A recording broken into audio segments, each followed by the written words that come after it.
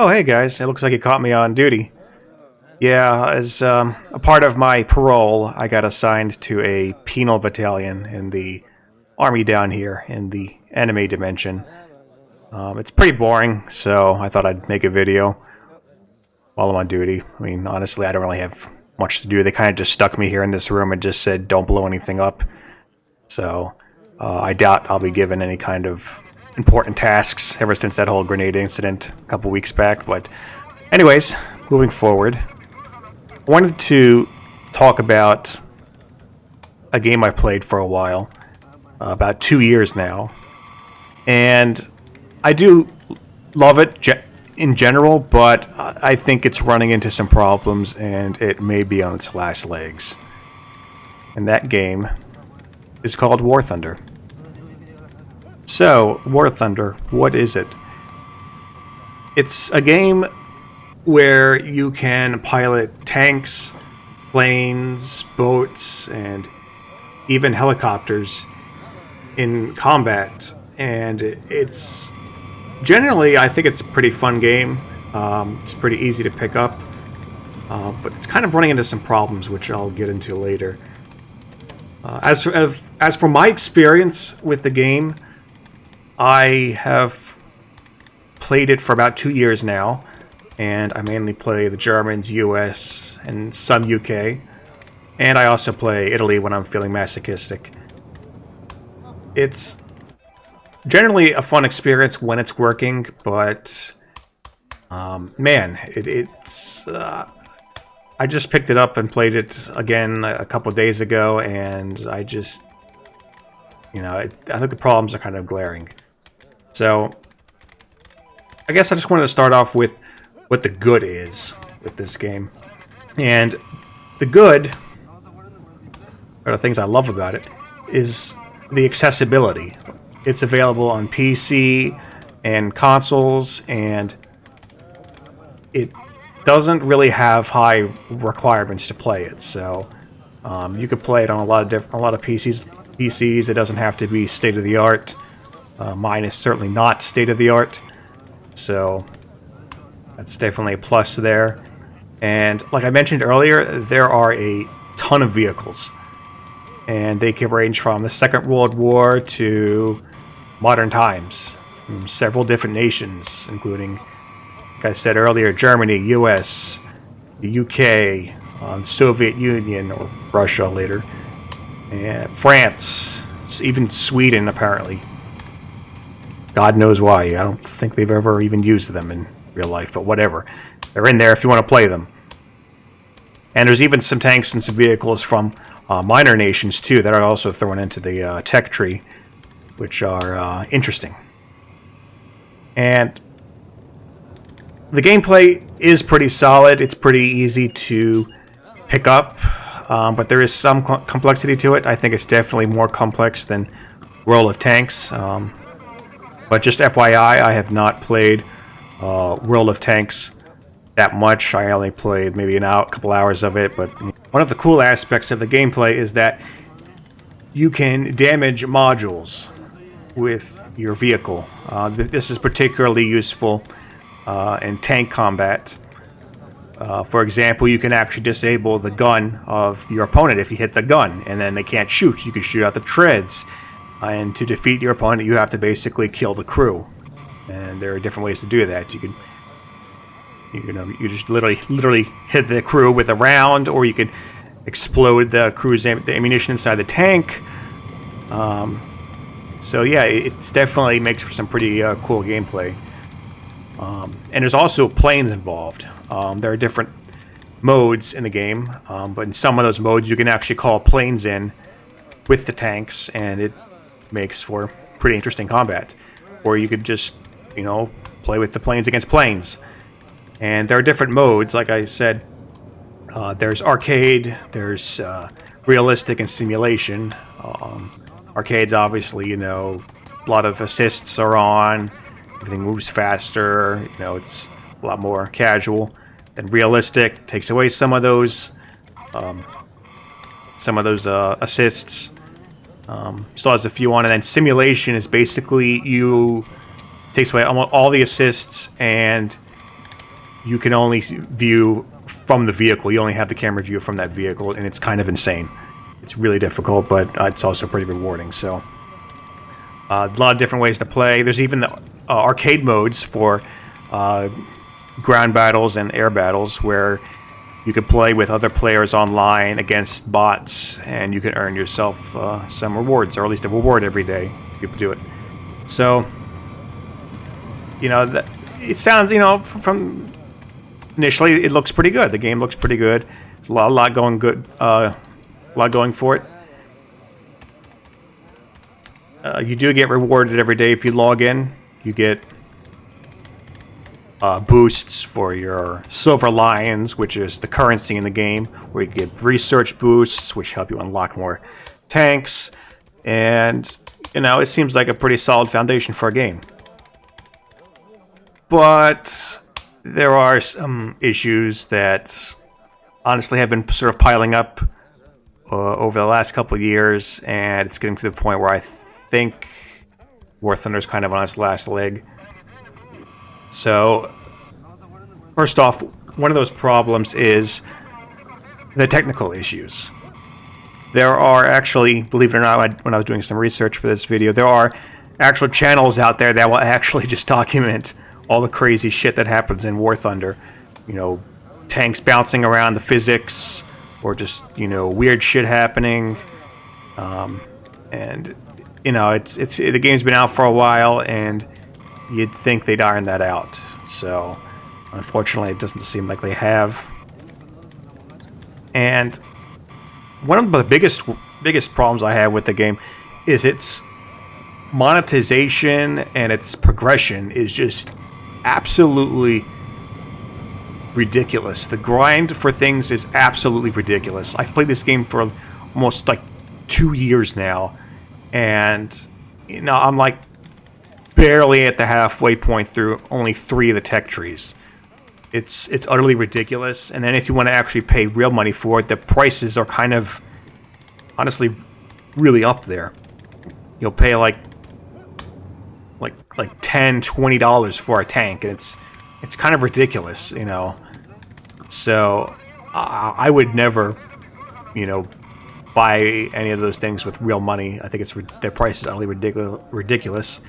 The sad thing was that I was actually having enough fun with the game where I probably would have, you know, maybe bought a tank or two for a reasonable price. But I'm not, you know. And then, I mean, it's just not worth it. Never mind the fact that anytime your tank gets destroyed, you have to wait for it to repair. And, you know, depending on the tank, it could take a really long time for the tank to repair. And if you want to repair it instantly, you have to pay Silver Lions.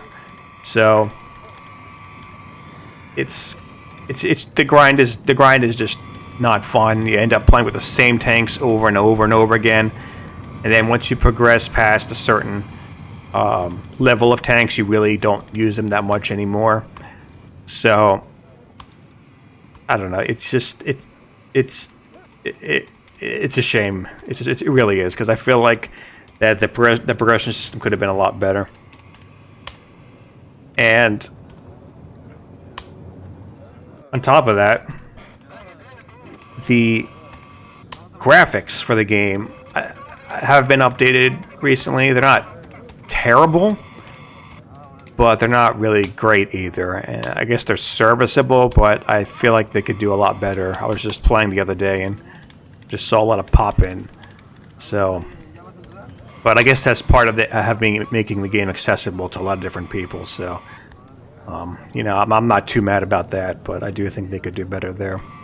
And one of the more unforgivable problems recently is the server connection issues, which, at least for me, seem to be sort of fixed recently, but for a couple months there, it was just, the game just had these bizarre issues where you'd be playing, and then just all of a sudden the server, the connection just cuts out, so basically making the game useless. Everyone's just, you know, lagging out everywhere, and it's just ridiculous. It was happening over and over and over again, and it wasn't my problem, and I From what I understand, it's a lot of other people are having the same problem, so the problem has to be on their end. And they should probably fix that, considering the game is mostly online. That's the most popular mode.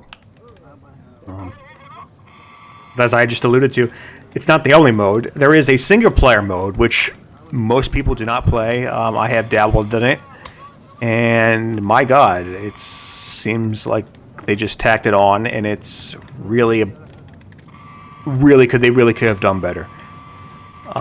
There is a lot of potential here. They have like historical campaigns, but they're pretty short, and you're pretty limited in things you could do in those campaigns.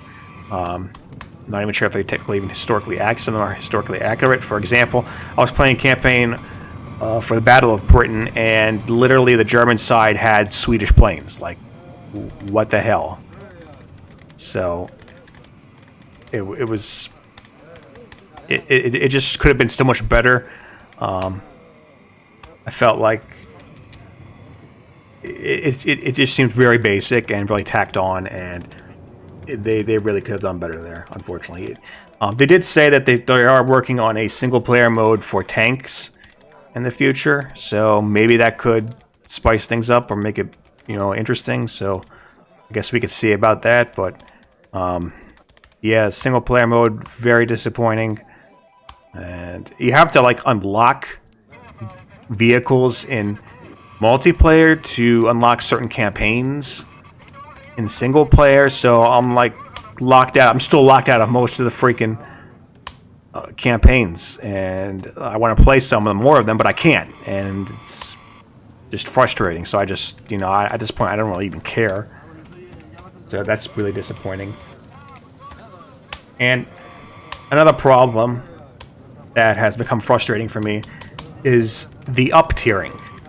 Now, to explain this, every vehicle has sort of a battle rating, to go from 1 to 10 or over 10, and this rating determines how you get into multiplayer games, how you're match made. Basically, taking your highest rated vehicle and matching it with other similar vehicles, or at least supposedly. So sometimes, let's say if I have a 5.3 tank, but there's not many players at that rank, it can up tier me, meaning that with a 5.3 tank, I would end up playing other players that have a higher battle rating and have better tanks. And when you get up tiered into a match, it can be really frustrating because obviously you're at a disadvantage. Sometimes you don't have a strong enough gun, you don't have enough armor, and it's not a fun experience. And I'm at the point where I play a lot of games at around the 5 to 6 range, and I'm always getting up tiered, and it's getting really frustrating. And I wish that there could be something done about it. So it's just, once you get to that point, it's just not fun anymore. And from what I've heard, I haven't even gotten to this point yet. The even higher tiers aren't really that fun either. Matter of fact, a lot of people are moving down to play the lower tiers because they think it's more fun, it's less high risk, and like that really shouldn't be the case when you think about it. So, oh, and another problem, I almost forgot about this problem. The updates for this game. My God, what the hell is Gaijin thinking? The last update I had was almost like 20 gigabytes. Like what the fuck? That's like an entire game just for an update. Like, what could possibly justify that? And it's only for like a few tanks and maybe a few maps. It's like 20 gigabytes. And so, I don't know if this is true or not, but supposedly it's because they have to re-download all the textures for all the other tanks and vehicles and stuff. And supposedly that's because the whole game is basically built on spaghetti code, allegedly. I mean, I'm not a programmer or anything. I don't know anything about this kind of stuff, but supposedly it's built on spaghetti code, which basically means it's like different parts of the game are just like added on, and written in like different code, and it's a freaking mess. So this is like the only way they can update the game now, and it's you know, it's kind of ridiculous. You know, for somebody like me who doesn't have the best internet connection, it could take me a couple days to download this thing, and it's just ridiculous. Like, and then it comes with this like launcher, which just randomly starts updating it, and it destroys my internet whenever, you know, I'm doing something else. And it's really annoying. I would take that launcher out of my computer if I could, but I need it to launch the game, so I can't. And I've literally thought about uninstalling the game because it's been that frustrating at times. So that kind of just makes me think that honestly this game is on its last leg. I don't know how much longer they could keep this thing up. They don't seem to be interested in taking care of, you know, cleaning it up on the technical side, or, you know, just adding on to the spaghetti code. And, you know, I think it's almost run its course. They've kind of added in all the vehicles, you know, possible at this point. Almost all the vehicles possible. I think there's still some more they could add. Right now, I think they have a lot of tanks from like the 80s and 90s, so I don't know if there is much more they can add. But I think it's getting to the point where the game is just getting so bloated, and if it were my decision, I would just start working on War Thunder 2 and just, you know, release a War Thunder game with a new engine, updated everything, and, you know, just start from scratch. Let's start with a good foundation, not this like spaghetti code crap. So I don't know. I mean, I guess I will still continue to play some War Thunder from time to time, but I'm not really invested in it much anymore. They've introduced battle passes over the last few months, which sort of intrigued me, but it just seems convoluted, and I don't understand it. Basically, you would have to play like every freaking hour for like weeks to get decent rewards, and, you know, I believe it or not, I actually do have a life, so it's just not appealing to me. I think it's kind of convoluted. Basically, you have to pay real life money for this pass, and then you have to play the game and unlock the rewards. And it's like, what the hell? Like, can I just play the game and unlock rewards, or you know, can I pay for the rewards? Or I don't know. It's just weird. It doesn't really jive with me, and I really have a love-hate relationship with this game. So, why don't you guys go ahead and tell me in the comments what you guys think of this game?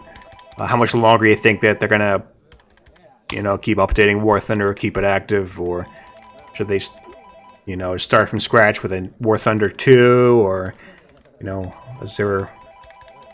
have you guys had the same technical problems that I've experienced? Well, let me know. I'll be really curious to know. So, on that note, I'll see you guys in the next video.